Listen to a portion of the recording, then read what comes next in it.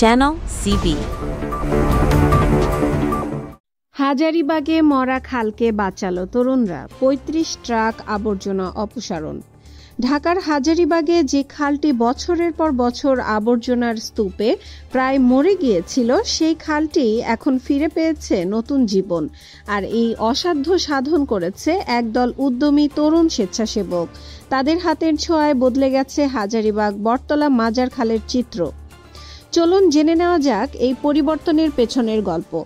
ঢাকার হাজারীবাগ বটতলা মাজার খাল নামেই খাল, কিন্তু বাস্তবে এটি পরিণত হয়েছিল একটি আবর্জনার ভাগাড়ে।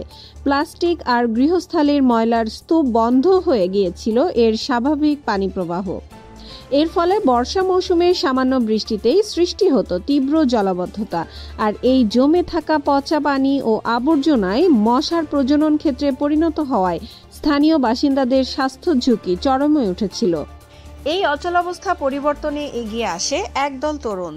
চলো খাল বাঁচাই এই উদ্যোগের আওতায় তারা টানা ১২ দিন ধরে চালায় এক বিশাল পরিষ্কার পরিচ্ছন্নতা অভিযান।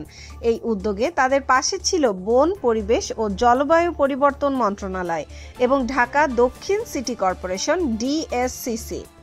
শত শত স্বেচ্ছাসেবকের সাথে কাঁধে কাঁধ মিলিয়ে কাজ করেছেন স্থানীয় বাসিন্দারাও। এই ১২ দিনের অক্লান্ত পরিশ্রমে খাল থেকে অপসারণ করা হয়েছে পাক্কা ৩৫ ট্রাক বর্জ্য।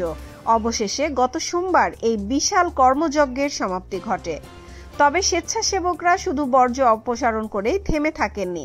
তারা খালের আশেপাশে জনসচেতনতামূলক প্রচারণা এবং পরিবেশ বান্ধব রক্ষণাবেক্ষণের কাজও করেছেন। আয়োজকদের মতে, স্থানীয়দের এই স্বতঃস্ফূর্ত অংশগ্রহণই প্রকল্পটির সাফল্যের মূল চাবিকাঠি। এই উদ্যোগের অন্যতম সংগঠক ফুড স্টেপস বাংলাদেশের প্রেসিডেন্ট শাহ রাফাত চৌধুরী বলেন, বছরের পর বছর জমে থাকা বর্জ্যের কারণে এই খালটি প্রায় মৃত অবস্থায় পৌঁছেছিল।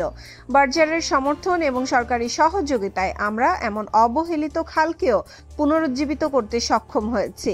পরিবেশ মন্ত্রণালয় এবং DSCCর কর্মকর্তারা এই উদ্যোগকে ঢাকার অন্যান্য খাল পুনরুদ্ধারের জন্য একটি মডেল হিসেবে প্রশংসা করেছেন। চলো খাল বাঁচাই আন্দোলনের অধীনে এটি ছিল দ্বিতীয় সফল অভিযান।